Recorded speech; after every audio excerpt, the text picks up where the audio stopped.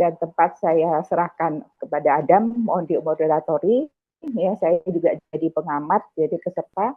Kemudian perhatikan batas waktu. Jadi sebenarnya mudah-mudahan ini kadang-kadang Dava suka ini tidak lebih dari jam 9 sudah selesai. Ya. Terima kasih banyak. Ya, selamat mengikuti dan tolong banyaklah bertanya supaya bisa mendapatkan manfaat dari pertemuan malam ini. Oke, silakan Adam.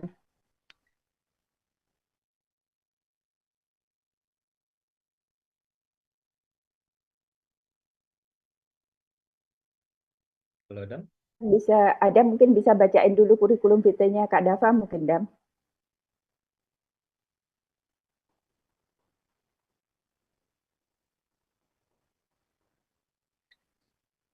Mungkin dari uh, slide saya aja kali ya, Bu.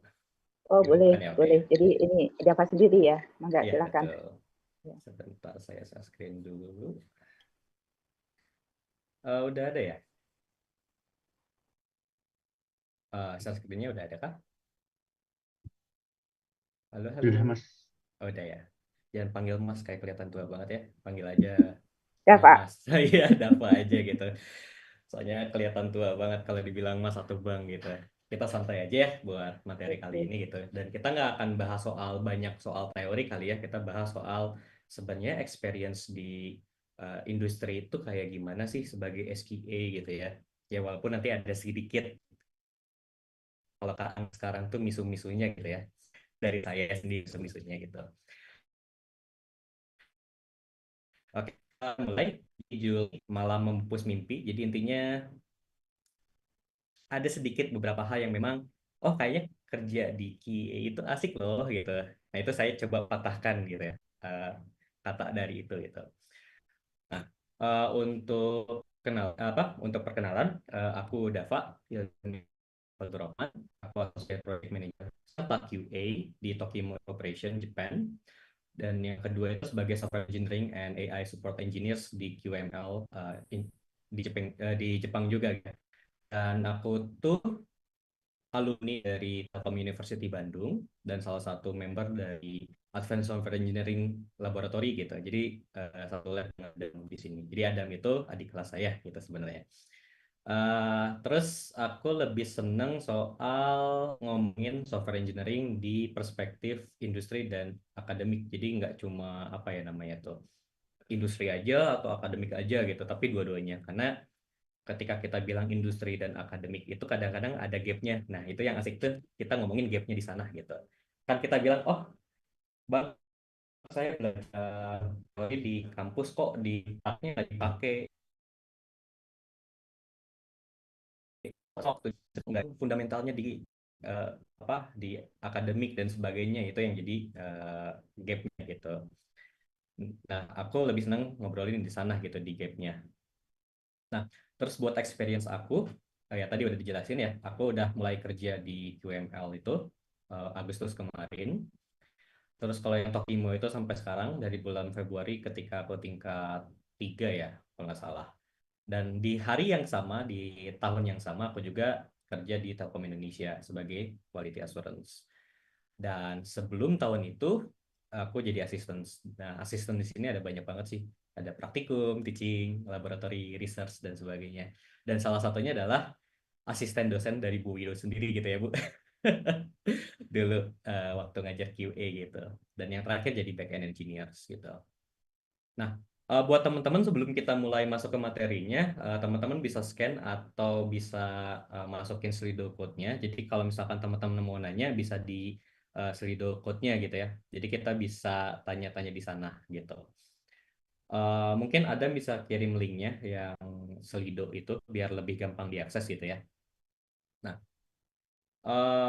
oke. Sebelumnya kita diskusi dulu aja ya.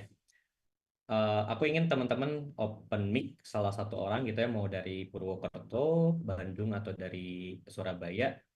Sebenarnya apa sih quality assurance tuh gitu? Ada yang mau ini nggak ngomong nggak gitu soal ini? Gak usah takut salah karena semua manusia itu pasti dan tempatnya Baru salah gitu baru ya. UTS kok Dava minggu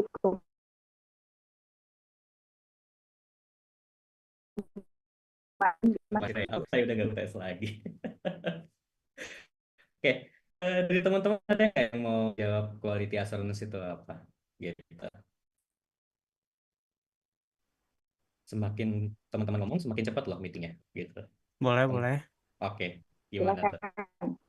Dari Aditya. Eh ya, selamat malam. Jadi, pemahaman saya itu quality assurance itu semacam proses kita tuh memastikan kalau produknya itu udah sesuai gitu sama spesifikasi atau eh, kebutuhannya konsumen. Nah, itu yang saya pahamin. Oke, bagus dari dia, Aditya. Jadi quality assurance itu benar. Intinya kita memastikan sebuah proses. Di aku garis bawahi proses ya, bukan kontrol. Ya memang ada kontrol di dalam quality assurance, cuman kita ngomongin soal proses. Nah, kalau dari IEEE-nya, kita bilang kalau quality assurance adalah sebuah proses yang melibatkan audit gitu ya, audit dan prosedur untuk memastikan bahwa proses pengembangan software development gitu ya dan maintenance itu mematuhi standar. Jadi kita berbicara soal standar di QA itu. Nah, standar itu ada banyak ya. Jadi teman-teman bisa milih standarnya mau ngikut ke siapa. Kita ada ISO, ada IEEE dan sebagainya gitu. Kita bisa melihat ke sana gitu. Dah, itu quality assurance. Nah, tadi aku udah bilang kalau quality assurance itu bukan quality control karena quality assurance itu adalah lingkaran tengah dari quality control-nya gitu. Nah, quality assurance tadi bilang soal proses. Kalau quality control lebih ke arah teman-teman berbicara praktisnya kayak gimana. Ketika nge-audit, apa aja auditnya, tata cara auditnya kayak gimana, ngetestingnya kayak gimana, dan sebagainya gitu. Makanya di sini ada gambarnya gitu ya, ada requirement study sampai release maintenance. Kalau kita ngomongin quality assurance, itu kita ada di tiga ini gitu ya. Kita menentukan proses audit requirement-nya kayak gimana, ngebikin desainnya itu kayak gimana, implementasinya harus kayak gimana, gitu standarisasinya. Nah, ketika masuk quality control, teman-teman bakal masuk ke area sini, testing dan release maintenance gitu. Aku nggak akan bahas banyak soal ini, tapi kalau misalkan teman-teman mau berbicara atau mau tanya soal ini, mangga di Slido tadi ya gitu. Tapi intinya itu, kita berbicara quality assurance itu ada di daerah sini. Sebenarnya quality assurance itu semuanya. Cuman untuk proses auditnya itu biasanya di tiga langkah pertama kayak gitu. Dan quality control itu ada di sini di dua terakhir. Oke, eh mau tanya lagi gitu ya. Kenapa sih harus peduli tentang kualitas? Ada yang mau jawab nggak? Sebenarnya kalau misalkan teman-teman onsite sih biasanya saya bawa hadiah gitu ya. Aku bawa hadiah buat teman-teman, cuman kayak kayak karena online jadi nggak bisa deh. Gitu. Oke, di sini ada yang mau jawab nggak? Kenapa kita harus peduli kualitas? Udah ada contohnya juga sih, bisa bercerita dari gambar itu. Aku lagi boleh nggak? Oke, boleh. Eh, Singkatnya supaya nggak terjadi sesuatu yang nggak apa ya di luar prediksi gitu ya. Contohnya kayak gambar di kiri. Oke, mungkin teman-teman udah tahu ya soal gambar di kiri gitu ya.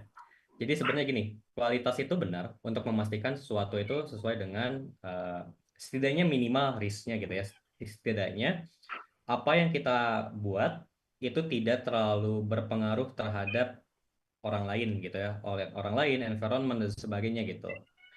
Nah, kalau kita bercerita soal kualitas dulu, ini kan ada nih, eh, kalau nggak salah tuh namanya submarine apa gitu ya dari Titanic gitu.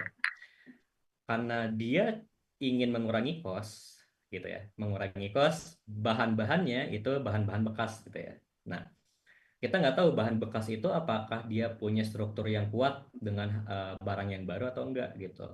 Nah, karena dia itu meng apa ya mengignore gitu ya, ignore kualitas dari hal tersebut ya berakibat fatal gitu ya, berakibat dengan masalah yang ini gitu. Apalagi kan bayangin aja gitu kalian itu bawa 5 orang ke dalam laut gitu dengan kualitas yang agak-agak gimana gitu ya. Ya bayangin aja kalian mending uang segitu dipakai buat apa daripada eh, pergi ke isekai gitu ya kalau bahasa Jepangnya itu ke dunia lain gitu. Nah, yang kedua itu yang gambar ini dia ngebahas soal dulu waktu NASA pengen kirim satelit ke area Mars kalau nggak salah. Karena dia nggak punya standar, perhitungannya harus pakai matriks apa, si antena ini dia hancur ketika turun ke eh, tanah Marsnya gitu. Karena ketika di awal requirement mereka bilang, oh kita pakai matrix system. Matrix system itu yang kayak sentimeter, meter, kilometer, dan sebagainya gitu. Kalau yang imperial itu kayak misalkan eh, pound, inch, dan sebagainya gitu. Nah, karena perbedaan dari standar, bisa berakibat fatal gitu.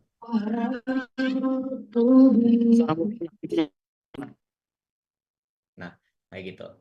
Jadi intinya adalah kenapa kita harus peduli kualitas? Karena ketika kita tidak mempedulikan kualitas, cost-nya itu akan besar gitu. Entah itu cost-nya itu cost hidup seseorang gitu ya, kayak yang di kiri, atau cost untuk biaya gitu ya.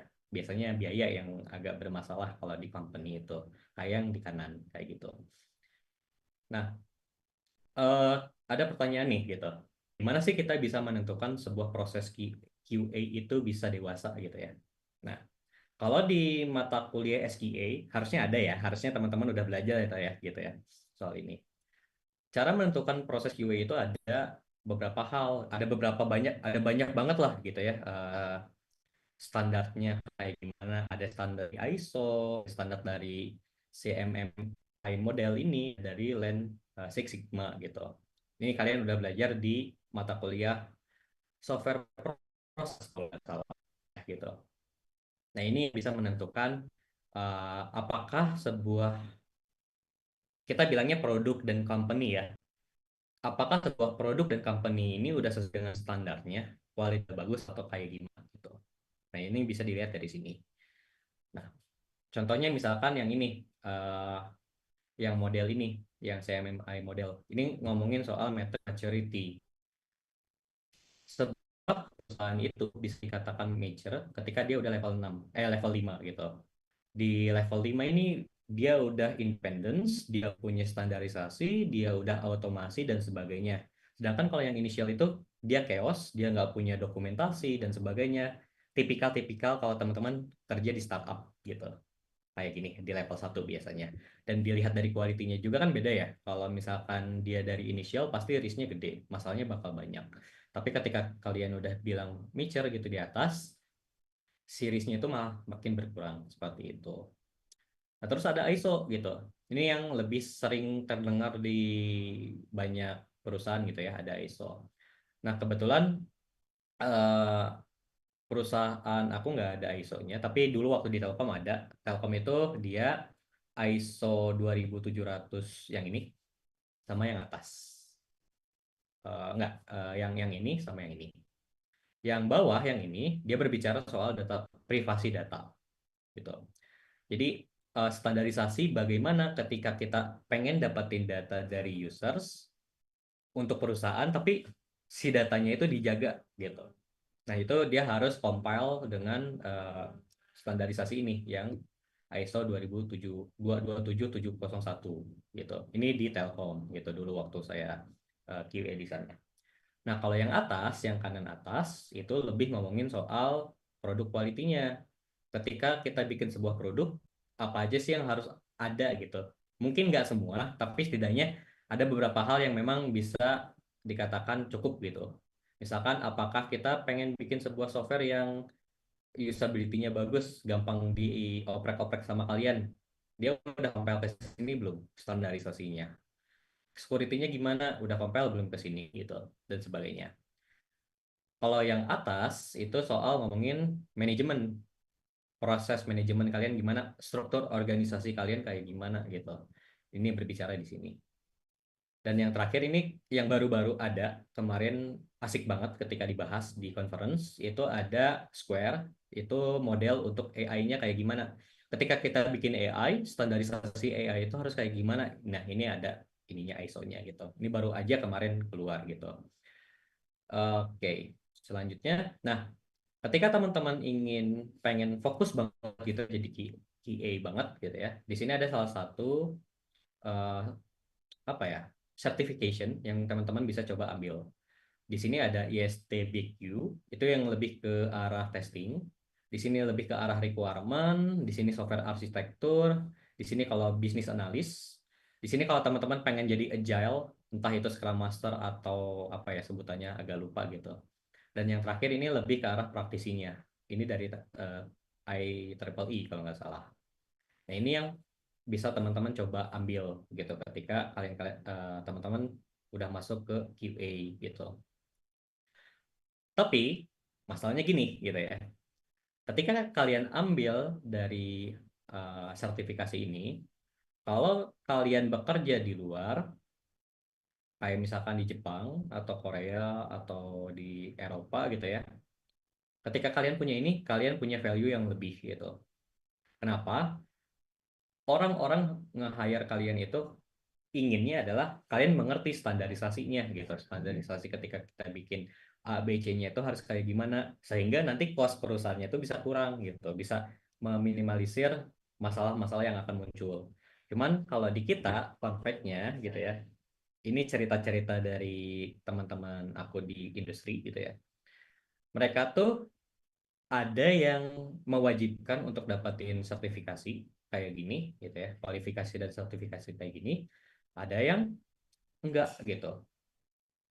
Nah, mereka yang ngambil itu cuma buat naik jabatan aja gitu biasanya. Nggak dipakai si sertifikasinya buat kerjaan dia, tapi cuma buat position doang gitu.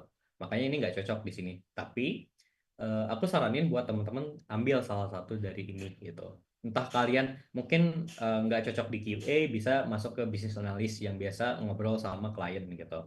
Atau misalkan pengen fokusnya di oh saya mah bang pengennya belajar bikin arsitektur sebuah software, bisa ambil yang tadi ISA QB gitu dan sebagainya. Setidaknya teman-teman adalah pegangan buat sertifikasi.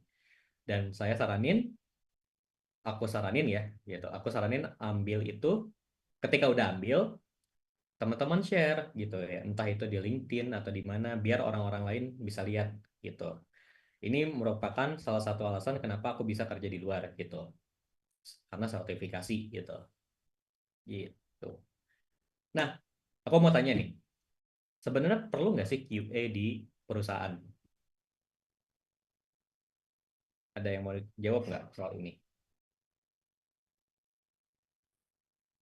Eh, wajib kalau kata saya. Oke, wajib gitu kata Aditya. Sebenarnya enggak. Kenapa enggak? Tergantung gitu ya. Kalau misalkan kalian nggak peduli soal kualitas atau ya reliability atau keandalan gitu ya, atau pengen ngehindarin masalah-masalah yang muncul, sebenarnya QA itu nggak penting loh gitu. Misalkan kayak gini contohnya, kalian bikin eh, tugas kuliah yang kalau di Telkom Bandung itu ada proyek tingkat yang bikin project gitu. Kalau misalkan dari sisi QA, dari segi mahasiswanya gitu ya, kayaknya nggak perlu deh QA gitu. Tapi kalau misalkan nanti pas dijalanin, pas dipresentasiin ke dosen, terus si projectnya itu nggak jalan, nah itu akibat dari kalian ignorance sama QA gitu. Jadi tergantung sebenarnya kalian butuh QA dan tidak butuh QA itu tergantung dari kondisi gitu. Kalau misalkan kalian benar-benar pengen fokus dengan kualitas ya harus ada QA-nya gitu. Walaupun nggak se-advance yang kalian punya sertifikat gitu, nggak perlu sampai sana gitu. Nah, ini yang bakal terjadi ketika teman-teman udah ada di industri gitu ya. Ini yang aku alamin selama 3 tahun ini. Entah itu gelut sama baku hantam gitu ya, baku hantam sama developer, PM atau desainer gitu. Kenapa bisa terjadi ya? Ini emang harus terjadi gitu. Baku hantam di industri itu emang harus terjadi. Karena ketika kalian yes man aja gitu ya, yes man gitu, kayak nggak aja requirement-nya gitu. Di endingnya itu yang jadi masalah gitu. Mungkin kalian nggak akan relate sekarang, tapi kalau misalkan udah nyobain intern atau udah kerja gitu, bakal ngerasain gitu. Kenapa penting baku hantam di industri itu gitu. Apalagi dengan trio ini gitu. Karena memang eh, kalau nggak gelut tuh nggak asik gitu di industri itu. Kayak gitu. Nah, ini ada devil advocates gitu. Jadi QA itu sebenarnya adalah devil advocate gitu. Devil advocate itu gampangnya adalah ketika ada 10 orang dalam satu organisasi gitu ya, 10 orang. Ketika mereka setuju dengan satu goals, dengan satu fitur, satu objek gitu ya, setidaknya ada satu orang yang oposisi dari sana gitu. Tujuannya apa? Ketika kalian bilang ngeiyain semua kayak tadi yang yes man, terus QA-nya juga nge-yes man gitu ya, nggak ngecek dulu, nggak ngetes dulu, atau nggak nanya-nanya soal requirement gitu. Endingnya bakal jadi masalah. Contohnya dulu aku waktu di, aku nggak mau sebut company yang mana, pokoknya dari yang company disebutin tadi, ada satu di mana requirement-nya itu nggak jelas,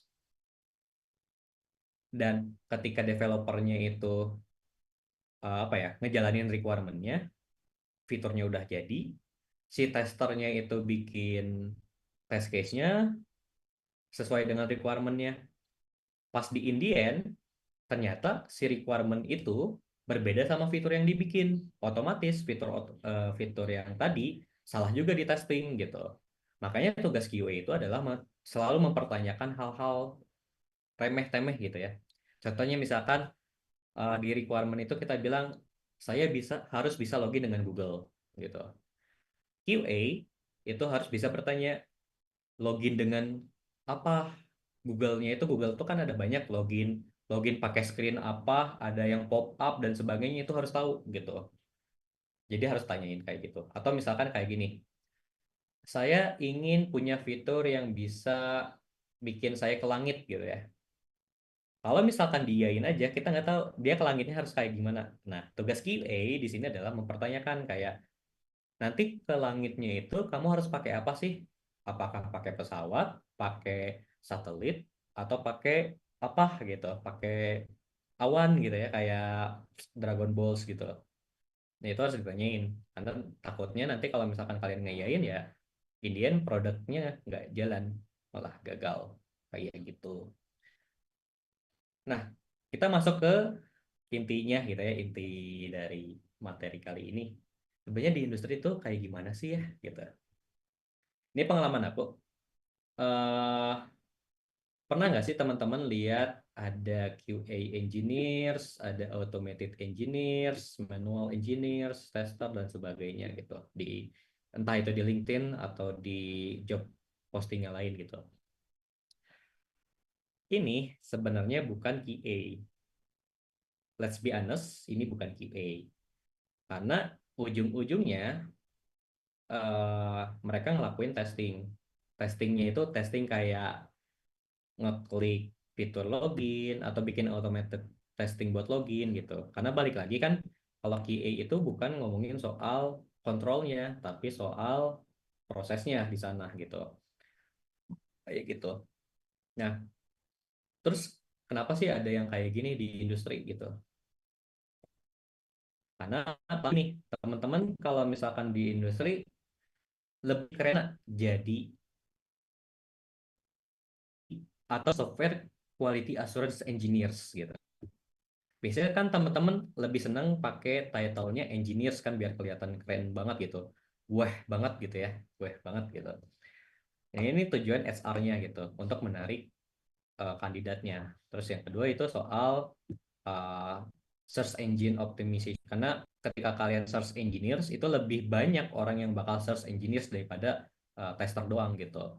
Dan alasan yang ketiga, karena aku kerja di bagian HR, aku tahu alasan yang ketiga, cuman aku nggak bisa bilang itu rahasia gitu, rahasia dari perusahaan-perusahaan HR gitu kayak ini.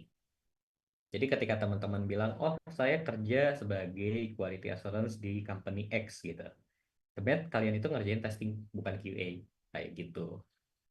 Itu salah satunya. Terus lagi nih, pasti kalau kalian udah nyobain ke industri contohnya lah gitu ya, eh, ada Rahma Sakti nggak ya, salah satu adik kelas saya yang udah kerja gitu. Kayaknya nggak ada ya. Dulu dia pernah cerita kalau ketika dia masuk ke industri, requirement-nya itu nggak ada gitu. Nah, requirement itu penting. Karena kalau misalkan requirement-nya nggak ada, ya kalian mau bikin apa gitu. Ya, kayak gimana ya, requirement itu nggak penting loh gitu. Nah, kalian sebagai QA ketika di industri gitu ya, salah satunya kalian harus bikin standarisasi gitu. Entah itu kalian bikin dokumentasi, entah itu kalian bikin jiranya, bikin tiketnya, pokoknya kalian bikin apakah si requirement-nya itu udah jelas atau belum gitu.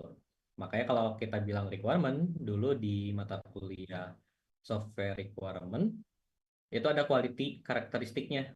Apakah requirement-nya itu jelas, apakah dia atomik, apakah dia itu bisa apa ya namanya tuh dikatakan benar gitu ya.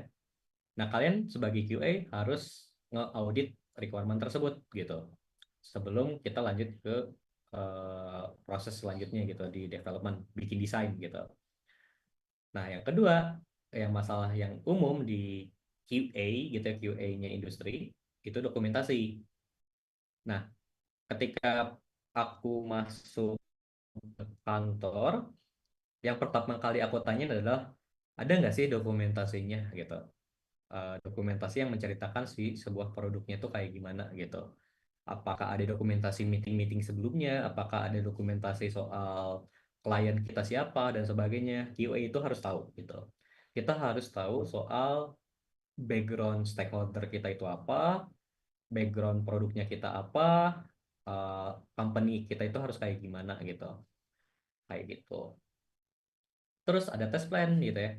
Sama kayak dokumentasi. Kadang-kadang di industri itu nggak ada tuh test plan gitu.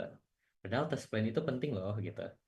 Walaupun gini ya, kalau kita bilang sekarang buzzwordnya itu adalah kita pakai agile, kita pakai scrum gitu. Kita nggak perlu dokumentasi gitu. Tapi sebenarnya ketika kita bilang agile atau scrum, mereka tuh masih perlu dokumentasi. Entah itu dalam bentuk log meeting atau apa gitu. Nah, kalian harus memastikan bahwa ketika kita punya requirement dari meeting tadi, kita harus bikin plan-nya gitu. Plan-nya apa, berbentuk apa, nggak harus dokumen gitu.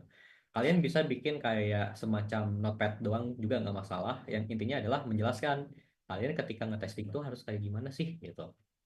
Kayak gitu. Terus ini yang tadi yang aku bilang standarisasi, kualifikasi, sertifikasi, matrix gitu. Yang aku temuin di industri adalah kadang-kadang orang itu cuma pengen ngikutin orang lain kayak FOMO gitu ya.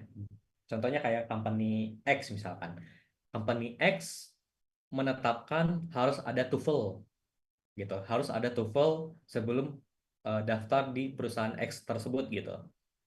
Padahal ketika kerja mereka pakai bahasa Indonesia, mereka nggak ada hubungannya dengan bahasa Inggris gitu. Tapi karena mereka FOMO, makanya harus ada TOEFL gitu. Itu yang jadi masalah umum di korporat gitu, korporat dan startup di kita gitu. FOMO gitu. Nah, kita sebagai QA ya, walaupun misalkan kita apa ya di perusahaan itu nggak terlalu ngomong banyak soal hal ini, kita sebagai QA harus terus mengingatkan gitu ke si levelnya gitu. Oh, kita punya perusahaan loh. Kalau kita nggak ngomongin quality, kita nggak ngomongin quality, kita nggak ngomongin kualifikasi orang-orangnya, kita bisa ini loh, bisa apa ya namanya tuh bangkrut loh di hadapan orang lain gitu ya dan sebagainya gitu. Ya, ini yang aku coba terapin di kantor-kantor aku gitu. Dulu waktu di Telkom, aku coba bikin standarisasi, gimana bikin dokumentasi kayak A, B, C, D, E, matriksnya harus kayak gimana. Dan alhamdulillahnya gitu ya, itu dipakai oleh divisi lain, bukan divisi saya gitu ya. Jadi divisi lain ngobrol ke saya, itu matriks kamu dipakainya di divisi saya loh gitu. Kayak gitu. Dulu waktu aku di Telkom. Nah, terus ada automation testing. Nah, ini mungkin lebih ke arah quality control atau tester ya. Biasanya masalah umum di industri itu adalah sebagai orang yang idealis, kita harus 100% implementasi test case-nya. Bayangin ketika kalian bikin ngetesting sesuatu yang ada third party-nya kayak misalkan kalian pakai QRIS gitu ya, buat bayar sesuatu gitu. Itu nggak mungkin bisa diimplementasikan di tes di automation testing karena payment gateway itu ada standarisasinya sendiri gitu. Kalian nggak bisa testing di sana. Nah, kita sebagai QA ya bukan tester gitu. Kita harus bikin standarisasi gitu. apa yang bisa diimplementasiin dari tesnya, apa yang enggak gitu. Kita harus list fiturnya apa aja. Nah, itu yang aku lakuin di company yang sekarang yang di Jepang itu. Oh, ini ada fitur A, B, C, D, E. Ini ada fitur third party-nya yang memang dari third party-nya sendiri udah ada standarnya, kita nggak usah testing, itu di checklist gitu. Nah, yang kita bikin sendiri, dan mungkin ada modul-modul yang memang dari orang lain tapi memang bisa dites, kita masukin ke dalam test case kayak gitu sebagai QA-nya gitu. Terus yang terakhir gitu ya, yang sering yang jadi masalah gitu ya. Ngapain kamu kuliah gitu ya? Ini yang aku pernah dapetin gitu ya, ke waktu dulu. Aku nggak mau sebutin company yang mana, tapi dulu banget. Ngapain kamu kuliah? Jadi QA kan tinggal klik-klik doang gitu ya. Gak usah ngikutin teori gitu. Ngetestingnya kan cuma liatin ini layar doang gitu. Nah, teman-teman, kalau misalkan kalian belum kuliah mungkin ya belum kerja, mungkin eh, opini yang tadi bisa jadi benar gitu ya. Buat apa sih kuliah? Ngapain kuliah lama-lama 4 tahun ujung-ujungnya nggak diiniin gitu. Tapi sebenarnya kalau misalkan teman-teman belajar dengan benar secara fundamentalnya gitu ya, fundamental bagaimana jadi QA yang benar, bagaimana jadi software engineer yang benar dan sebagainya gitu. Teman-teman bakal bisa, atau mungkin value teman-teman itu lebih gede loh dari yang lain gitu. Contohnya ketika aku di company yang Jepang yang Tokimo itu, bos aku lebih sering ngobrol ke aku soal masalah quality, masalah soal database, masalah soal bla bla bla bla gitu ya. Pokoknya hampir semua software engineering area itu ditanyain ke aku. Kenapa? Karena ketika aku kuliah, aku ngerti fundamentalnya kayak gimana, dan ketika di industri, aku coba align apa sih yang bisa di-align dari fundamental tadi. Dan ketika aku coba align dan memang terbukti buktinya benar gitu ya, bisa ngurangin apa atau misalkan ningkatin performa dan sebagainya, itu yang menjadi value teman-teman gitu. Gitu. Gampangnya kayak gitu. Dan lain-lain, sebenarnya masalah umum di industri itu ada banyak banget, cuman aku nggak bisa bilang semua. Mungkin bisa bicaranya di diskusi aja kali ya soal ini gitu. Terus, oke. Sekarang kan lagi zaman-zamannya AI gitu ya. Apalagi sekarang kalau kita ngomongin testing gitu ya, testing udah ada AI-nya sendiri. Kalian kalau pakai Playwright itu ada mereka pakai AI buat bikin testernya, bikin testingnya gitu. Masalah umum dari AI ini adalah pertanyaannya, bagaimana kita bisa survive di zaman ini gitu ya. Nggak kita aja sih yang ngobrolin soal AI ini. Artis juga ngomongin, artis yang gambar ya, bukan artis yang nyanyi, gambar itu nanyain, terus dari ML-nya sendiri, machine learning team sendiri, mereka ngomongin gimana sih kita bisa survive di AI gitu. Ada yang AI bikin AI gitu, terus di software engineers gitu, gimana kita survive dengan AI gitu ya. Udah banyak kok, saya yakin teman-teman ketika ngerjain eh, proyek tingkat pasti pakai ChatGPT buat codingannya. Atau misalkan kalian ada praktikum, TP kalian pakai ChatGPT. Pasti ada. Karena aku udah lihat gitu. Adam ketawa berarti udah pernah lihat juga gitu ya soal itu. Jadi intinya banyak banget masalah gitu dengan AI. Tapi balik lagi, ada gambar gitu. AI sekarang itu belum dewasa gitu, belum mature. Karena apa? Ini contohnya, ketika kita nge-scan, itu gambar anjing ya. Tapi karena ada gambar noise di sana, dianggapnya sebagai harimau gitu. Nah, kita sebagai mungkin nggak sebagai QA, tapi sebagai software engineers ya. Karena kita kan prodinya software engineers. Kita masih bisa survive. Ngapain? Kita bisa utilize AI ini dengan kebutuhan kita. Jadi intinya kayak gini, mungkin nanti kita udah nggak ngoding lagi gitu. Kita nggak nge-testing lagi. Udah ada AI yang buat ngetestingnya.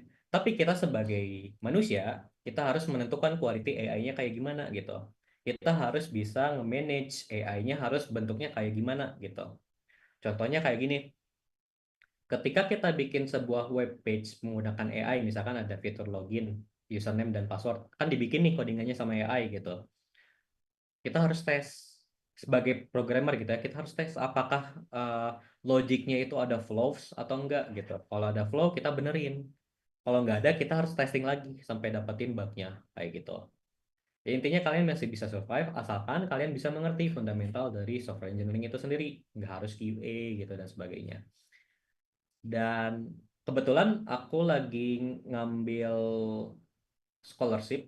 Jadi intinya tuh penelitian S2 aku tuh rencananya ngomongin soal gimana kita nge-ensure quality dari dataset si AI-nya sendiri gitu. Jadi nggak ngomongin sistemnya, tapi lebih ke arah input awal dari AI-nya tuh harus kayak gimana sih quality-nya. Karena itu masih jadi area yang baru gitu. Semua orang masih riset di sana gitu. Jadi kalau misalkan teman-teman udah tingkat 4 pengen ngomongin AI gitu ya, kalian bisa ngomongin quality AI gitu. Itu jarang banget orang-orang ngobrolin kayak gitu. Ini salah satunya. Terus, oke, kita bilang soal gimana sih kalian bisa survive di QA gitu. Sebenarnya ada 3 faktor utama gitu yang aku pelajari dan aku dapetin di industri. Pertama itu kalian harus ngerti projectnya dulu. Ini yang paling gampangnya gitu. Kalian harus tahu projectnya kayak gimana. Apakah kalian paham nggak sih si proyeknya itu harus kayak gimana gitu. Contohnya kayak gini. Ada satu fiturnya itu misalkan eh, kita bisa pakai wajah untuk login gitu. Pas kalian baca, oh ini apa ada pop-up. Ketika kalian baca requirement-nya nggak ada gitu. Ya ketika QA ya kalian bisa nge-QA itu. Ini nggak ada loh fitur ini di project-nya gitu. Kalian harus paham gitu. Anggap project itu adalah project kalian sendiri gitu. Kayak gitu. Kedua, kalian sekarang ini ya, yang aku dapetin di industri itu jarang banget orang-orang dapetin pekerjaan habis lulus gitu. Jujur gitu, temen aku baru dapat pekerjaan itu 7 bulan setelah lulus dari kampus. Lama banget kan. Nah, buat kalian yang ingin jadi QA, sebelum jadi QA, teman-teman harus coba role yang lain dulu, biar kalian punya value. Nah, kalau kita bilang general specialist skill, itu lebih ke arah T-shape atau P-shape, kalau kalian tahu gitu ya. Jadi intinya kalian harus bisa memahami, nggak harus jago ya, memahami semua hal yang ada di area tersebut. Contohnya, ketika kita bilang QA, kalian harus coba dulu deh jadi front end, atau jadi back end, atau jadi UI UX, atau jadi project manager gitu. Ketika kalian paham soal hal ini, jadi QA itu poin kalian gitu. Oh, ketika kita bilang back end, kita nge-QA back end gitu misalkan, nge-testing back end. Kalian nggak bisa dibodoh-bodohin sampai back end loh gitu. Kayak gini lah, Mas, ini ada loh bug gitu. Oh, itu fitur Mas gitu. Ya, yang aku sering temuin gitu ya di tanda kutip BUMN gitu. Itu fitur Mas, ternyata itu bug sebenarnya. Tapi kalau misalkan kalian ngerti skill-skill yang lain, kalian nggak bisa dibohongin gitu. Yang ketiga, yang pasti real experience. Kalau kalian cuma belajar di kampus aja dan nggak pernah nyobain internship gitu ya, atau kerja, ya sama aja kalian nggak pernah belajar gitu. Jadi intinya ketika kalian masih kuliah, kalau bisa gitu ya, kalian masih tingkat 2 ya, tingkat 2, tingkat 3, utamakan experience gitu ya. Oke lah, misalkan kalian ada waktu buat main, oke ada buat waktu main, ada buat belajar, ada buat belajar gitu. Tapi setidaknya ada ruang kalian untuk eh, nyari experience gitu. Entah itu kalian mau ngambil internship waktu libur atau ketika waktu dulu aku di kampus itu kerja gitu ya.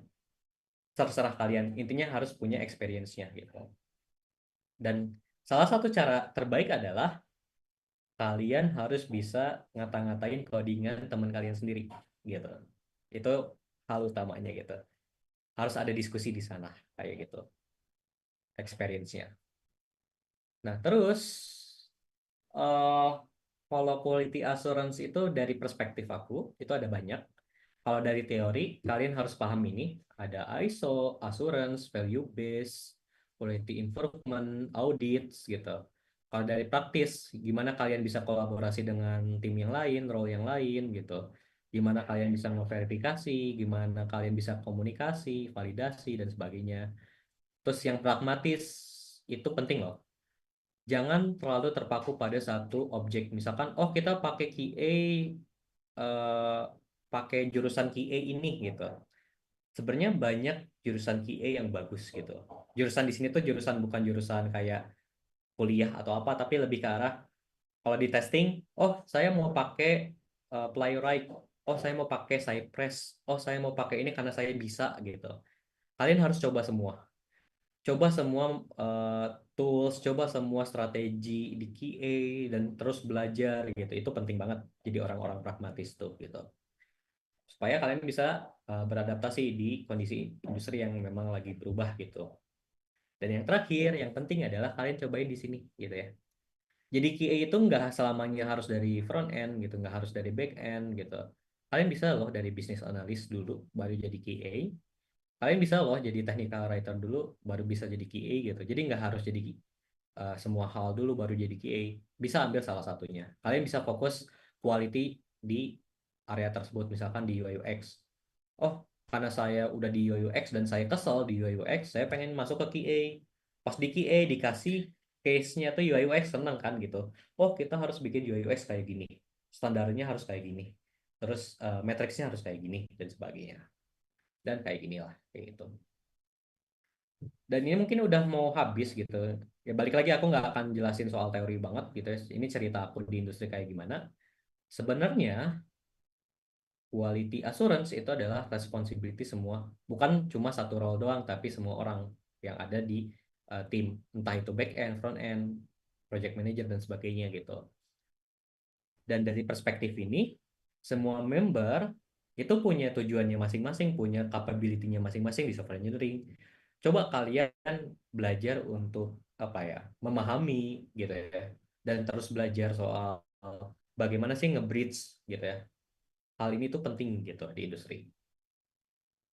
Dan yang terakhir, aku sendiri alumni gitu ya, walaupun baru tahun kemarin. Tapi aku pengen kalian itu bisa jadi, kalau misalkan ada yang jadi QA ya, jadilah QA yang baik. Jangan jadi QA yang jago, tapi kalian gak bisa komunikasi. Jadilah QA yang baik, kalian bisa berkomunikasi, kalian mengerti semua roles yang ada di tim kalian, itu adalah QA yang baik gitu. Dan aku pengen kalian bisa jadi gitu, QA kayak gitu. Terus, oke, paling itu aja kali ya. Obrolan celotehan aku yang agak panjang, nggak jelas ini, gitu ya. Nah, kalau ada yang mau pertanyaan, mungkin aku serahin ke Adam aja. Jadi aku balikin lagi ke Adam. Mangga, Adam. Adam, mana Adam? Mungkin yang nanya udah lumayan banyak ya di slide-nya. Aku kembaliin hostnya ya. Oke, terima kasih Bang. Sambil aku share screen ya buat Oke, slide-nya.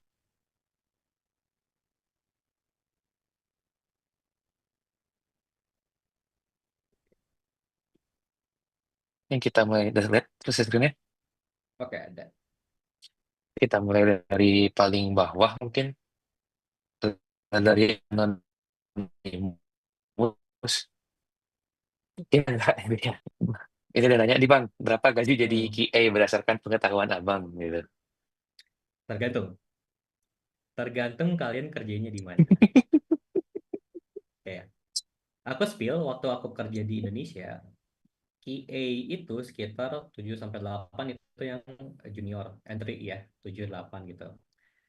Tapi ketika aku udah kerja di luar, aku nggak mau bilang berapa, tapi 2 digit gitu. Jadi kalau misalkan aku saranin, cobalah kalian bekerja di luar, tapi kerjanya di remote gitu, di Bandung misalkan. Anggaplah gaji kalian itu 40 juta di Bandung itu ya lumayan gede loh gitu, kayak gitu. Gede lah kalau QA gitu. Cuman kalau di kita memang QA itu nggak terlalu penting sih sebenarnya gitu ya. Kalau di industri kita gitu.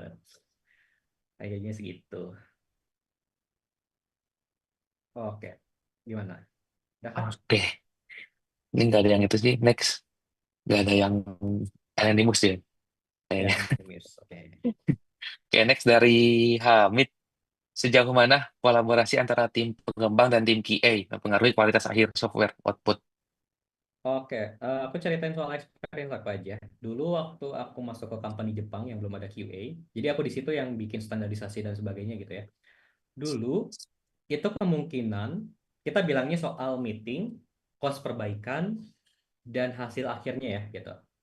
Dulu sebelum aku ada QA di kantor aku, meeting itu sering banget. Seminggu tuh ada berapa kali meeting itu sampai sejam 2 jam lah ngomongin soal masalah gitu. Terus tadi itu apa sih output ya? Cost, sorry. Mereka sering benerin bug itu tiap minggu, malah tiap hari ngerjain bug gitu.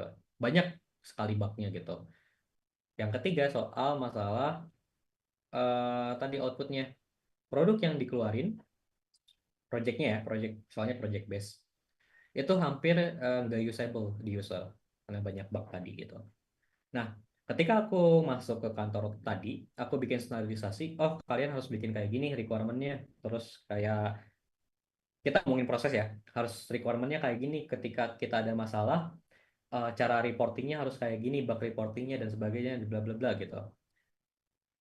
6 bulan dari sana, meeting cuma seminggu sekali. Semua orang seneng, seminggu sekali gitu ya. Bug berkurang, karena requirement-nya jelas, kita punya standarisasi requirement gitu ya. Dan hasil akhirnya itu kalau bisa dibilang performance-nya lebih baik daripada project sebelumnya gitu. Itu contoh kolaborasi QA dengan yang lain. Tapi balik lagi sih sebenarnya, kalau misalkan company-nya itu open banget dengan apa ya, opini, dengan saran, pendapat, hasilnya bakal kayak tadi gitu. Cost-nya bisa berkurang dan sebagainya. Itu pengalaman asli aku gitu. Tapi ada juga temen aku yang dari Indonesia, dia jadi QA, aku nggak mau sebut dari mana. Dia bikin standarisasi juga QA sama gitu. Cuman bedanya dia itu cuma sekedar formalisasi doang, formal doang gitu. Dan hasil akhirnya ya bisa diekspektasikan gitu. Kita nggak punya matriks mengukur suksesnya kayak gimana, produk pas di launch-nya jelek, usernya malah nggak ada gitu, karena ya nggak accessible gitu. Kayak gitu. Itu sih, Dan. Dari siapa nih? Kayaknya Hamid ya. Namanya Hamid. Gitu. Yeps, dari Hamid tadi. Oke, mungkin kita next aja. Dari Aditya, bagaimana cara Bang Dava melatih atau membiasakan diri sebagai seorang praktisi SQA? Mungkin di spill kebiasaannya nih Bang di industri gimana? eh Adam tahu sih kebiasaan saya di lab kayak gimana, kebiasaan aku di lab kayak gimana gitu ya. Intinya jadi QA itu sebenarnya lebih sering berisik daripada diem gitu. Contohnya kayak gini, kalau kalau aku kan tipikalnya hampir perfeksionis ya.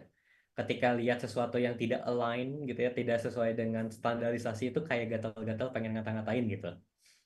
Tapi itu udah mulai dikurangin sih, soalnya kan kita kolaborasi dengan yang lain gitu, yang bukan diri kita sendiri gitu.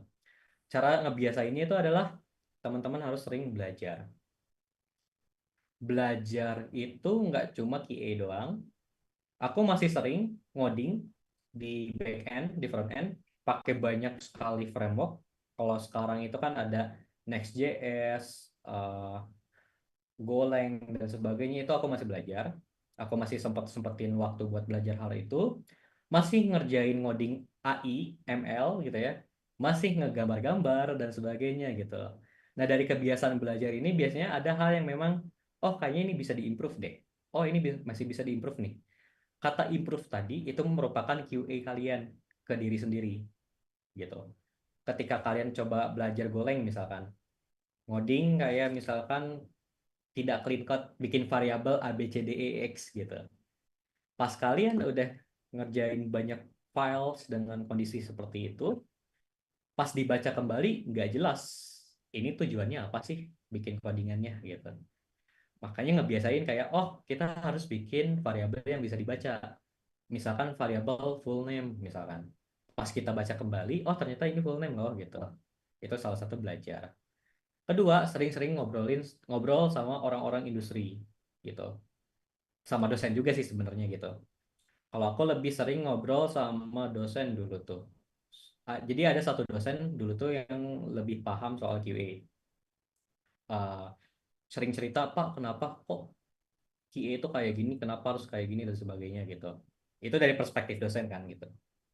pas masuk ke perspektif praktisi, biasanya tuh ada hal yang memang new, baru gitu.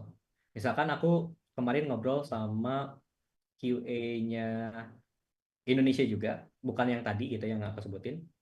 Dia nyeritain kalau oh ternyata kita ngadain QA kayak gini bisa loh berhasil gitu prosesnya gitu.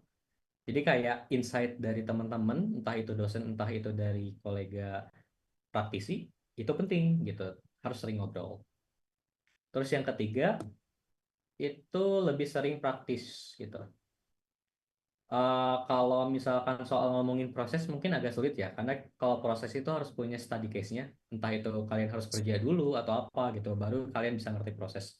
Tapi kalau misalkan ngomongin quality control, testing gitu ya, kalian bisa ngerjain testing dari sekarang-sekarang.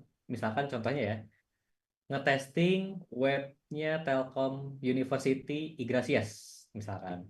Atau enggak apa sih yang sekarang tuh yang LMS gitu. Coba dilihat gitu dari fitur-fiturnya apakah sudah sesuai atau belum. Apakah desainnya udah bagus atau belum. Atau ada nggak sih kejelekan-kejelekan dari eh, fitur-fitur yang tadi gitu.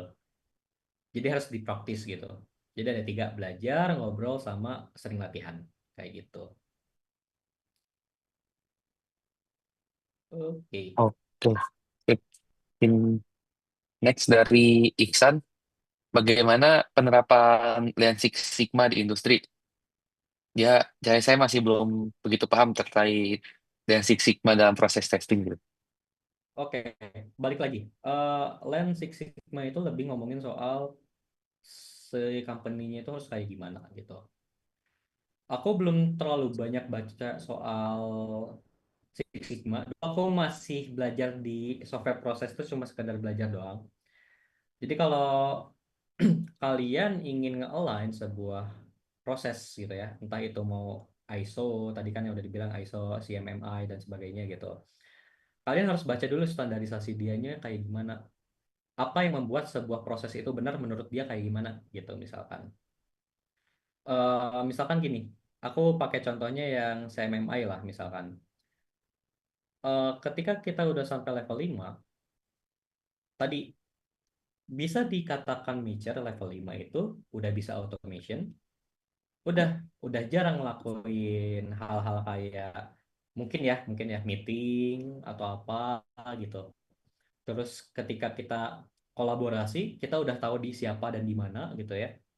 Nah, itu di testing pun sama kayak gitu. Jadi harus dilihat dari definisi si modelnya tadi gitu, model prosesnya kayak gimana gitu. Aku belum terlalu jago sih soal model pemodelan gitu, pemodelan proses gitu. Terus sih, Oke, ini kita next lagi dari Versia. Apakah tim QA dan tim testing seling konflik? Nah, aku nggak bisa ceritain soal kantor karena aku independent QA di setiap perusahaan yang aku datengin, aku QA-nya sendiri gitu ya. Tapi dari cerita teman-teman aku dulu di QA, sering konflik. Jadi konfliknya tuh dari pendapat sebenarnya kayak, oh kita ada entah itu tools, entah itu cara ngetestingnya, entah itu si testing itu sendiri dan sebagainya itu pasti ada konfliknya gitu.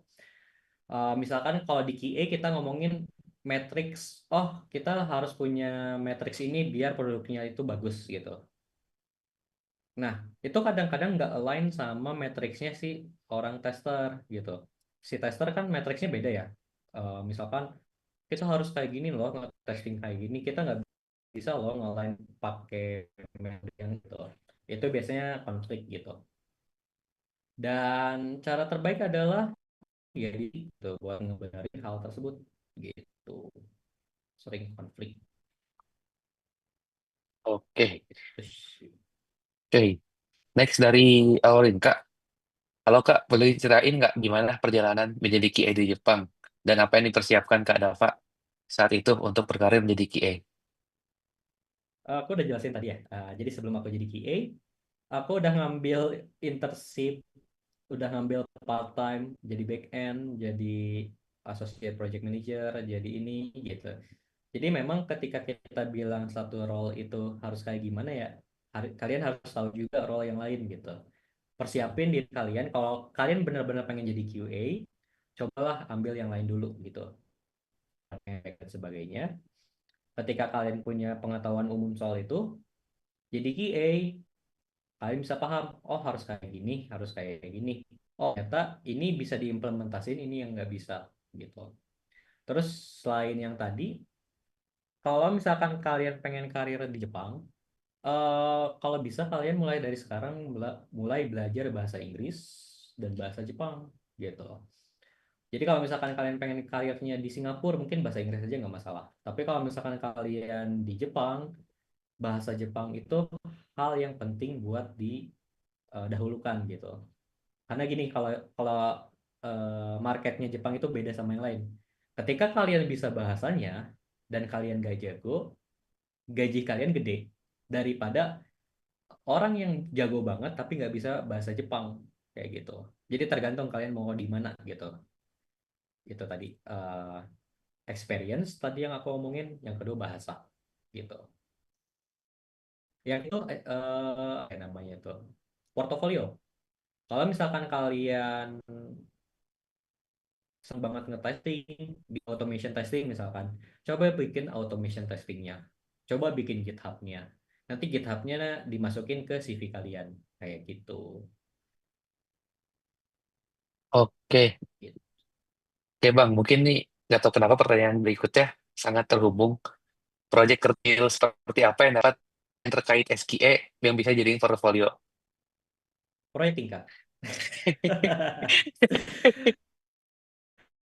Kalau nggak tahu ya, kalau di Bandung itu kan ada proyek tingkat ya. Kita itu ada semacam initial project dari semester 2 ya, Dam.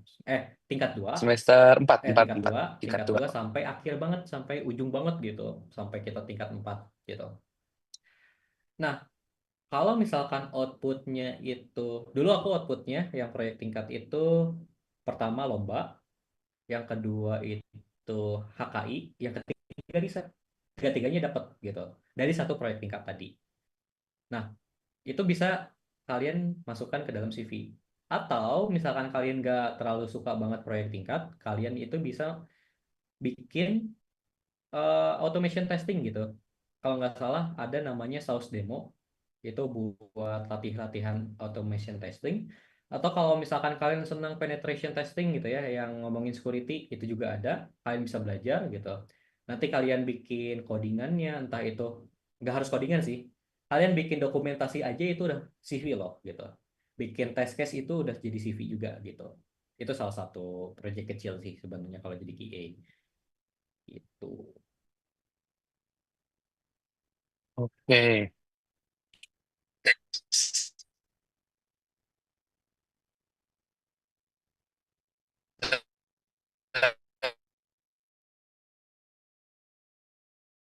Dari Muhammad Idam, Oh, oke. Halo Bang, untuk prospek ke depan kayak apa banyak dibutuhkan? Gini, balik lagi, tergantung dari company-nya itu butuh QA atau enggak, gitu ya. Balik lagi kan yang aku bilang tadi, sebenarnya kita butuh QA enggak sih? Tergantung gitu. Kalau misalkan market di kita lebih mentingin kualitas, QA itu masih ada gitu prospek kerjanya. Kalaupun misalkan nggak ada, kalau tadi ngikutin cara aku gitu, kalian masih bisa loh pindah ke yang lain gitu role-nya. Mungkin jadi data analis, tapi ada skill-skill QA-nya yang kalian bisa bawa gitu. Kalian bisa uh, nge-audit data yang bagus itu harus kayak gimana gitu, kayak gitu. Nah, terus penting nggak sih sertifikasi? Balik lagi, perusahaannya butuh atau enggak gitu. Tapi kalau misalkan kalian cuma ambil buat gabut gitu, ada uang lebih, terus kayak pengen dapat value lebih di mata HR gitu, HR luar ya, HR luar, kalian ambil sertifikasi. Dan balik lagi, sertifikasi ini nggak nggak murah loh, mahal loh gitu ya. Jadi kalau bisa kalian harus belajar bener-bener buat dapetin sertifikasinya. Aku aja kemarin gagal dapetin sertifikasi gitu. Makanya aku nyobain lagi nanti tahun depan buat itu. Itu sih. oke. Next dari Ihsan, saat ini di industri tools apa aja yang sering digunain dalam SQA? Apakah penggunaan software Selenium masih populer? Tools di sini mungkin testing ya, atau yang lain? Kalau yang lain masih Testing banyak. tools deh. Oh, kalau testing tools banyak banget.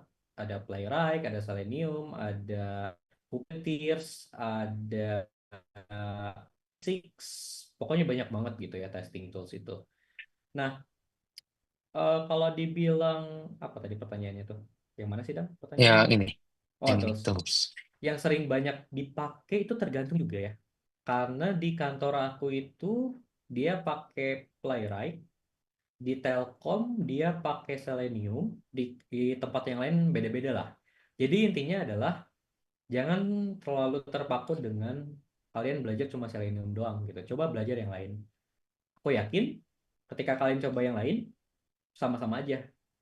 Coba kalian pindah dari Selenium ke Cypress atau ke Playwright, logiknya sama gitu. Jadi intinya harus tetap pragmatis untuk milih tools kayak gitu. Terus sih, tapi kalau misalkan selain yang testing, buat dokumentasi itu banyak banget. Ada Kiality, ada Jira. Di Jira itu ada pluginnya sendiri buat QA dan sebagainya. Itu kalian bisa pakai sih sebenarnya. Dulu aku pakai Jira sama Confluence buat QA. Gitu. Apalagi nih. Oke, nextnya dalam kasus tim sebuah proyek, apakah project manager harus memiliki dasar dari QA sebagai tulang punggung tim apabila QA tidak terhitung anggaran proyek? Dalam kasus tim, sebuah proyek apakah project manager memiliki dasar QA? Oke, tahu nggak sih syarat utama, menurut aku, tahu nggak sih syarat utama jadi project manager itu bukan jadi manajemen dulu. Kenapa? Ketika kalian bilang project manager, artinya kalian nge-manage sebuah projectnya. Salah satu orang yang bisa nge-manage project adalah orang yang pernah bekerja di dalam projectnya. Entah itu jadi back end, jadi front end, jadi QA, jadi apa, business analyst dan sebagainya gitu. Intinya adalah tetap harus punya loh quality QA tadi di dalam diri project manager. Gak mungkin ketika kalian punya requirementnya tertulis kayak gini. Bapak A pengen aplikasinya kayak Google. Gak kebayang tuh gimana tuh kalau nggak ada QA, nggak ada sisi QA-nya gitu. Ini beneran kita mau bikin search engine kayak Google gitu, kayak Gatot Kaca gitu ya. Kan nggak mungkin gitu ya. Jadi harus tetap ada. Semua role itu, balik lagi gitu yang aku bilang, semua role itu punya responsibility di quality. Entah itu quality-nya kayak gimana ya. Itu. Oke, ada lagi. Oke, next dari Rahmat, apakah syarat apakah ada syarat khusus untuk setiap perusahaan dalam memilih QA atau bagaimana? Syarat khusus untuk setiap perusahaan. Berarti dari sisi perusahaan ya, itu balik lagi depends. Tergantung dari perusahaannya dia butuh kayak gimana gitu. Karena balik lagi kan tadi aku bilang soal jargon title QA itu kan ada macam-macam ya gitu. Pasti responsibility juga beda-beda satu sama yang lain walaupun ujung-ujungnya testing gitu. Balik lagi ketika kalian ada di company yang bisa handle yang kayak gini itu adalah C-level, manager, dan HR. Nah, biasanya mereka diskusi, nanya ke QA gitu. Oh, kita mau hiring tim baru loh buat QA. Kalian ada nggak sih syarat-syaratnya kayak gimana dari QA-nya, dari tim QA-nya? Contohnya dulu tuh di Aladdin, Aladdin ya kalau nggak salah. Di Aladdin tuh dia bilang, cerita ke aku gitu. Ketika aku pengen nge-hire QA, syarat utamanya adalah dia harus bisa ngerti fundamental QA. Itu yang paling penting katanya.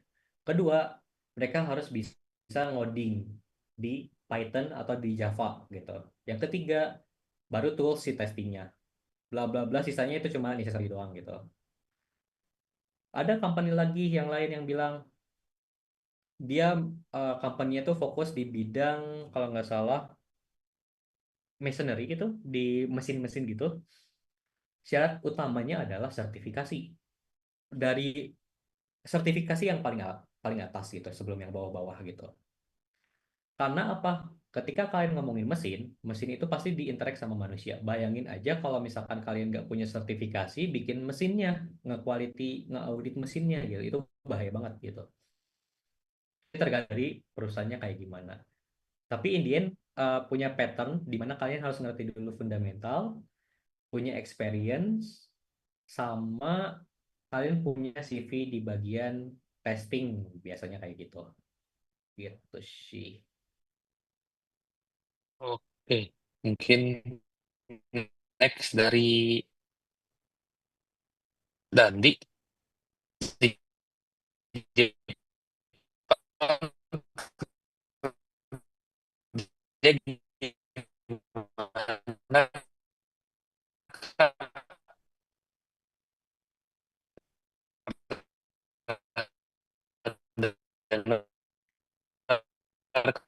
kalau di Jepang atau manajemen portfolio kayak tester.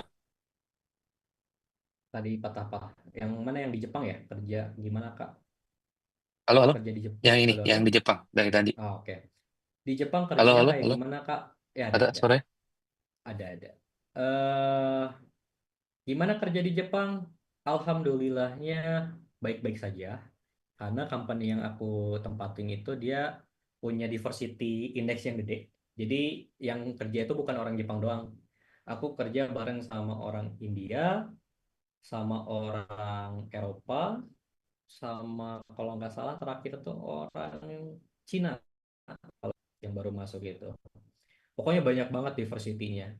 Jadi asik-asik aja. Tapi kalau misalkan kalian masuk yang konvensional, yang konservatif banget, company-nya mungkin beda si budayanya. Itu tergantung sih. Kalau yang di budayanya konservatif mungkin yang tipikal kalian dengar kerja di Jepang lah. Teratur dan sebagainya, kerja rodi dan sebagainya. Pokoknya itulah yang eh, omongan-omongan yang kayak gitu biasanya. Pernah dengar di Jepang orangnya nggak suka, nggak tahu apa tadi, nggak tahu pakai selenium dan lebih Atau suka pakai ke Selenium? balik lagi gitu ya, tergantung dari kantornya. Tapi kalau di Jepang itu dia apa ya, yang lucunya tuh gini loh. Kalau di kita kan website itu bagus banget kan, pakai Next.js dan sebagainya gitu ya. Kalau di sana mereka masih sering pakai Java, mereka sering masih pakai PHP. Jadi kalau misalkan kalian punya pengalaman di bahasa atau tools yang lawas itu, kalian ada value loh di Jepang loh gitu. Kayak Selenium kan, Selenium itu lebih dikenalnya apa ngetesting di Java kan gitu. Kalian punya pengetahuan di Java dan punya Selenium, itu mungkin marketnya gede loh gitu. Cuman sekarang kayaknya mulai ada transisi karena sekarang udah mulai pindah ke Ruby, ke apa ya, bukan Erlang, apa ya yang Jepang itu kemarin, Rust, udah mulai pindah ke Rust, Rust, Rust RUST gitu, Rust, sama yang lain gitu. Mungkin testing toolsnya berbeda gitu tiap-tiap bahasa gitu. Kalian harus bisa belajar juga soal itu. Itu sih. Terus lebih suka automation atau no code test? eh Balik lagi ke orang Jepangnya. Kalau di kantor aku, orang Jepangnya lebih suka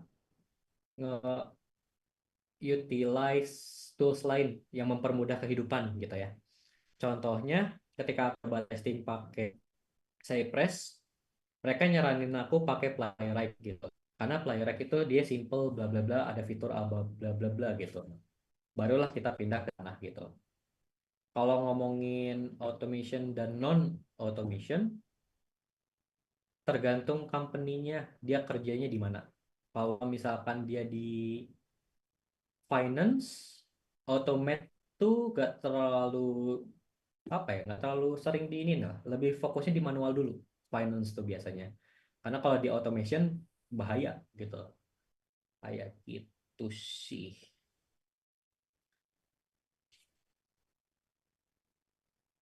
Oke dan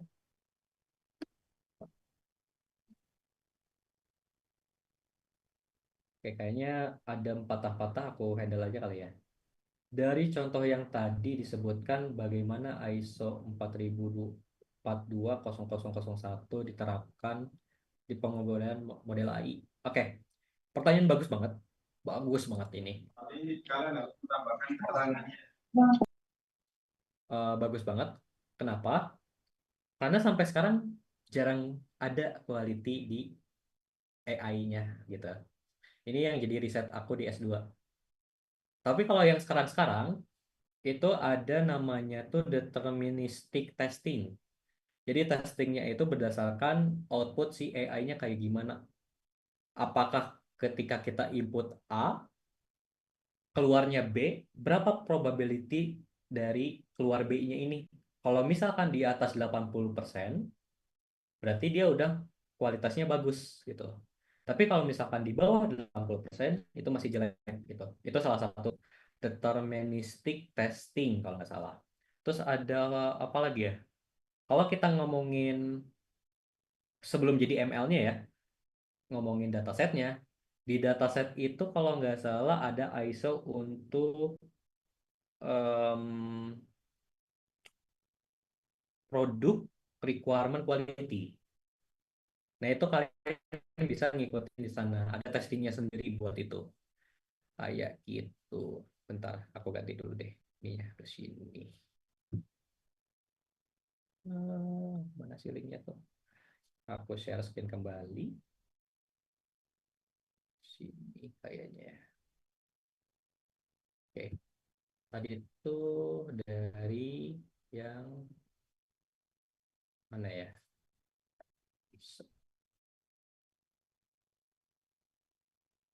Eh, banyak banget pertanyaannya.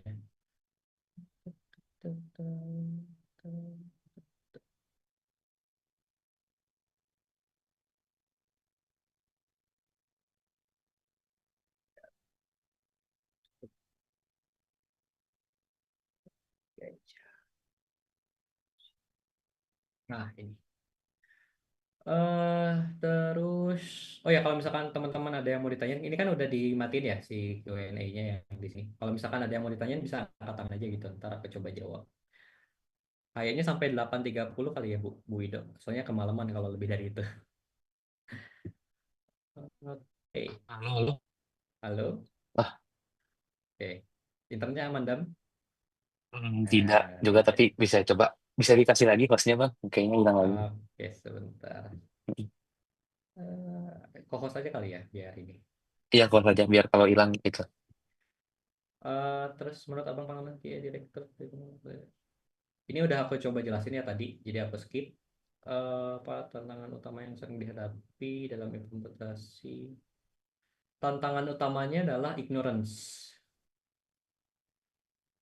Orang-orang lebih senang produknya itu udah launch daripada mentingin apakah si produknya ini udah sesuai belum sih gitu.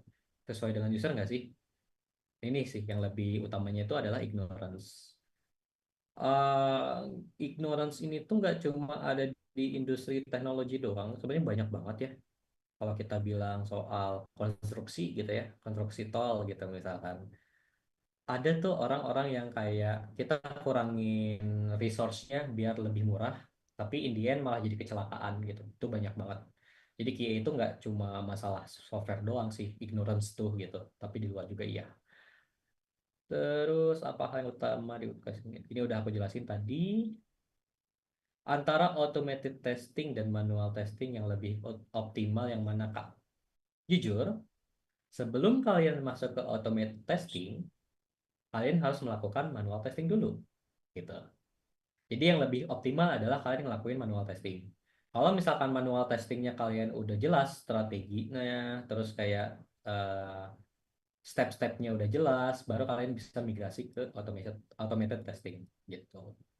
Jadi yang lebih optimal manual testing. Bagaimana Bang Dava komunikasi dengan baik sebagai QA kepada developer? Ada banyak hal. Dulu aku ngambil volunteer di PR, Public Relation. Jadi aku ada skill komunikasi di sana. Terus ada juga di bagian aku ngambil back end engineers dulu gitu. Jadi ketika aku ngobrol sama developer, aku bisa ngerti perspektif dia. Jadi misalkan ada masalah bug gitu ya, bug. Oh, ini ada bug A gitu. Aku bisa jelasin masalahnya itu ada di mana, bagaimana cara mengatasinya, terus feedback yang kritis, apa ya, kritik membangun buat dia itu kayak gimana gitu. Jadi balik lagi, kalian harus punya apa ya, role lain dulu sebelum jadi QA, jadi bisa ngobrol kayak gitu. Itu banyak banget ya. Oh ya Dam, sampai 8.30 ya Dam, soalnya sampai jam 9 gitu. Jadi tolong diingetin aja kalau udah sampai 8.30. Adam? Adam? Oke, nggak ada ya. Semakin tinggi demand buat QA engineer sekarang dibanding profesi lain di bidang industri tech misalkan. Halo, halo. Halo, Kenapa? halo. Aku chat di DM Discord aja kali ya.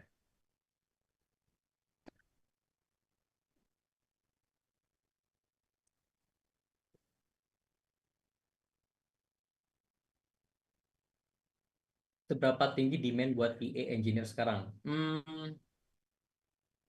Kalau boleh jujur, sekarang tuh over supply, demand-nya stagnan.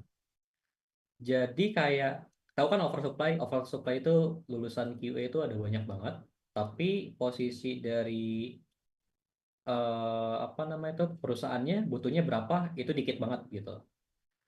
Jadi ini yang jadi masalah sih, nggak cuma QA aja. Tech Winter tadi kan ada yang bilang Tech Winter gitu ya.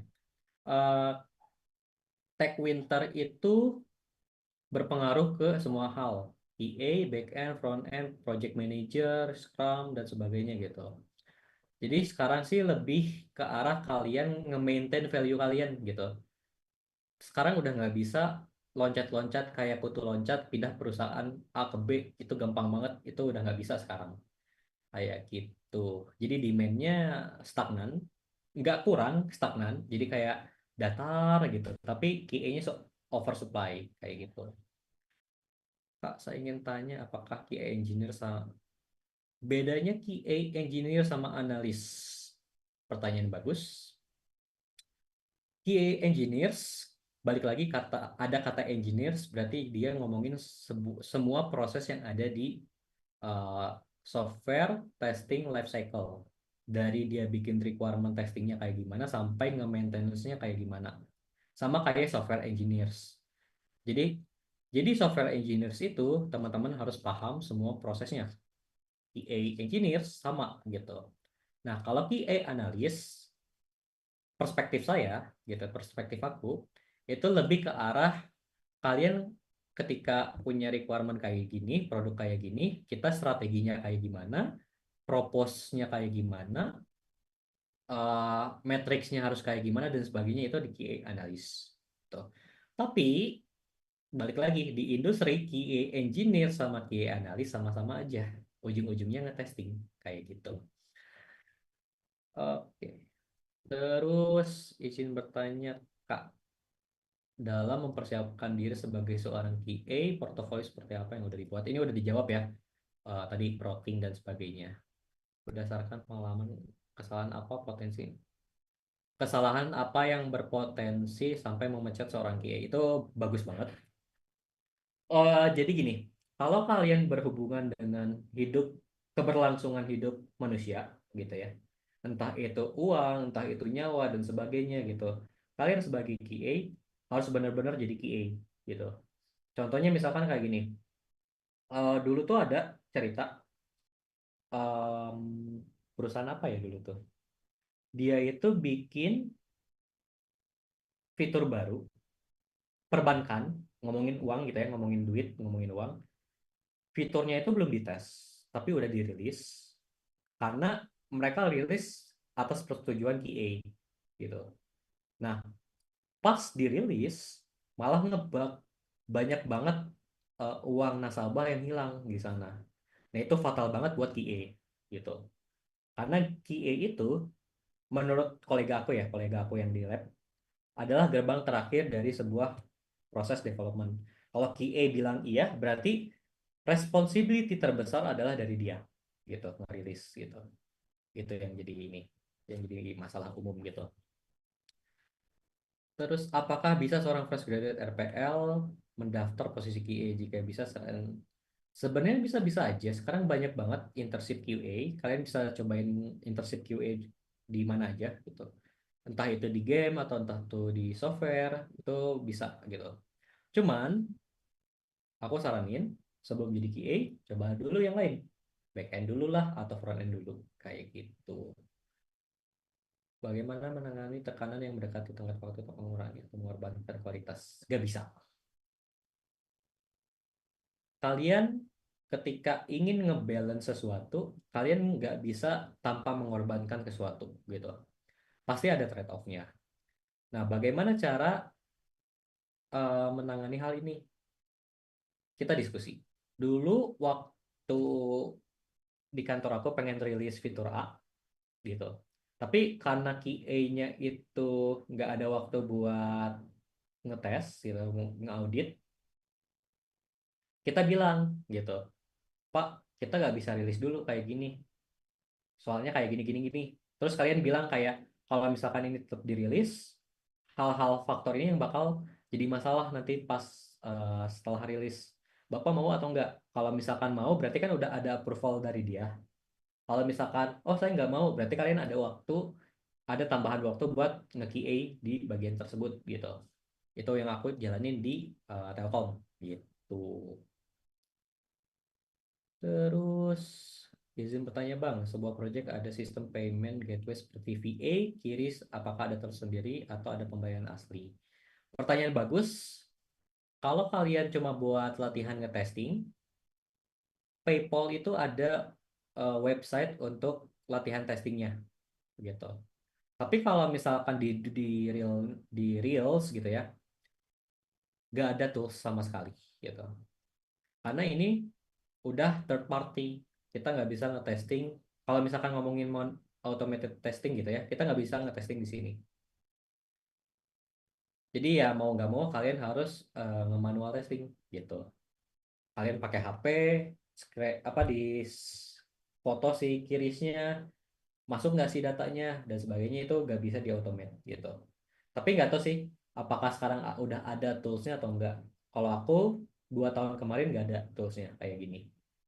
Sekarang aku udah nggak ngomongin payment gateway gitu. Terus eh apa ya? Izin bertanya, apakah cara memilih alat pengujian perangkat lunak yang tepat? Cara memilih alat pengujian perangkat lunak, pertanyaan bagus. Cara memilihnya adalah kalian harus cobain semua, cari mana yang bagus, yang jeleknya, trade off-nya kayak gimana, pilih toolsnya kayak gitu. Contohnya tadi kayak di perusahaan sebelumnya aku pakai Selenium misalkan, tapi di perusahaan berikutnya aku pakai Playwright karena trade off-nya kayak gini gini gini, aku pilih Playwright gitu, nggak lanjutin pakai Java atau Selenium gitu. Atau misalkan kayak, oh ternyata kita pengen dapetin fitur dari ini, dari si testing tools ini, dan itu urgent banget, kalian bisa pakai itu gitu. Jadi nggak ada halangan kalian mau pakai tools apa aja. Yang penting jangan kekeh apa-apa harus selenium, apa-apa harus selenium, pokoknya selenium gitu. Selama ada tools yang lain yang bagus, pilih yang bagusnya gitu. Roles paling cocok sebelum jadi QA. Pertanyaan bagus. Em, Kalau aku lebih prefer jadi developer dulu sebelum jadi QA, karena yang ngoding kan bukan project manager, yang ngoding itu QA, yang ngoding itu developer. Jadi sebelum jadi QA, aku saranin teman-teman coba jadi developer dulu gitu. Terus ada lagi, kalau tim QA itu apakah masing-masing punya spesialisasinya, Bang? Misal ada yang jadi QA buat desain atau buat codingan. Ada. Kalau idealnya kayak gitu. Misalkan kalau kalian udah masuk ke company yang besar banget gitu ya, em, Microsoft misalkan, mereka tim QA, divisi QA-nya itu ada masing-masing. Tadi ada QA analis, ada QA yang bagian testing, ada QA yang bagian reporting, ada QA bagian ini gitu. Semakin besar organisasi semakin besar juga, dan semakin banyak juga role-role-nya gitu, kayak gitu. Oh ya, ini udah 8.30 ya. Paling segitu aja dulu ya. Punten banget, banyak banget pertanyaan bagus yang belum kejawab. Tapi kalau misalkan teman-teman mau tanya, bisa tanya aja ke LinkedIn aku. Tadi aku udah share. Atau misalkan kalian ada di Bandung nih, kontak-kontakan sama Aslab, ntar aku OTW ke lab gitu. Karena aku biasanya main-main ke lab gitu di Bandung gitu. Oke, terus mohon maaf juga kalau misalkan aku ngejelasinnya terlalu cepat. Maklum, mohon maaf gitu ya karena aku baru beres kerja banget gitu, belum belum istirahat dulu langsung apa gitu, tapi langsung dari kerja langsung ini gitu, langsung ngasih materi gitu. Paling itu aja dulu. Terima kasih buat teman-teman udah hadir gitu ya. Aku kembaliin lagi ke Adam. Oke, terima kasih Bang Dafa udah kita cerita ya di seputar QA di industri, di tempat kerja gimana sebelum jadi QA, perjalanannya kayak gimana.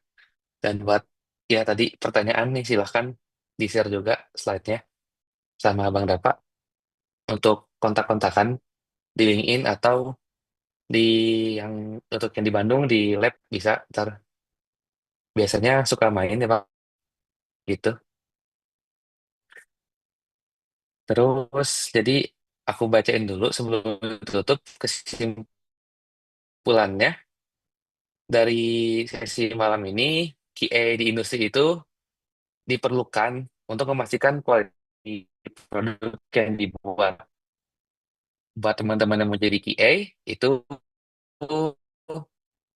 disarankan tidak langsung menjadi QA tapi harus paham, harus merasakan dulu role seperti programmer kah, bisnis analis kah, dan lain-lain untuk bisa menjadi QA yang tidak QA yang mengerti gitu, QA yang baik.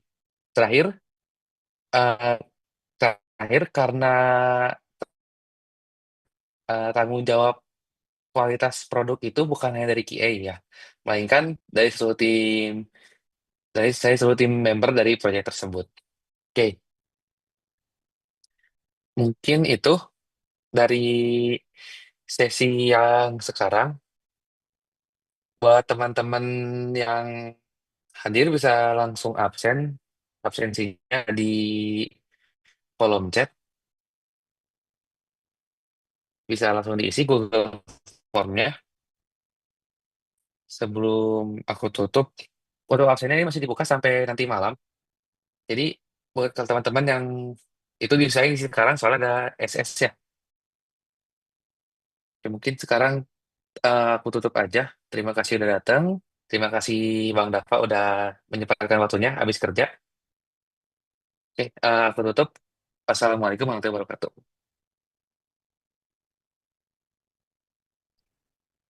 Oke, terima kasih ya teman-teman udah hadir. Mungkin kalau misalkan teman-teman ada pertanyaan lagi bisa langsung kontak aja. Nanti buat next time mungkin aku minta Adam buat bikin question dulu ya.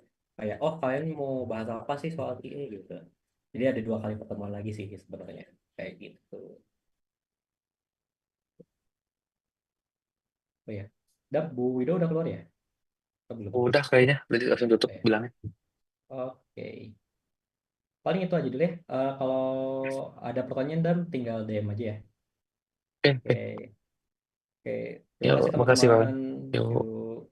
Kita ketemu lagi nanti.